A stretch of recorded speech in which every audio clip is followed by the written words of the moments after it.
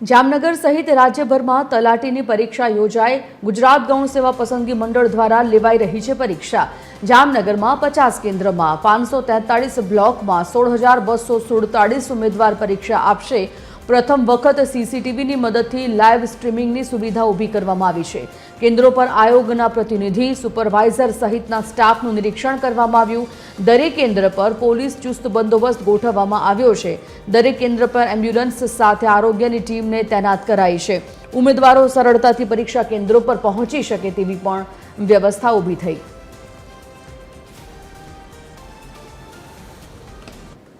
જામનગર જિલ્લામાં પણ કુલ 50 જેટલા પરીક્ષા કેન્દ્રો પર 543 જેટલા બ્લોકમાં 16,247 ઉમેદવારો આ પરીક્ષા આપવા જઈ રહ્યા છે।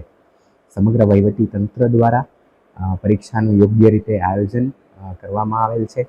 દરેક સ્થળ પર અમારા એટલે કે આયોગના પ્રતિનિધિ પણ છે, સાથે સાથે તકેદારી સુપરવાઇઝરની પણ નિમણૂક કરવામાં આવેલ છે। સમગ્ર જામનગર જિલ્લાના તમામ કેન્દ્ર પર સીસીટીવીની યોગ્ય વ્યવસ્થાઓ પણ છે।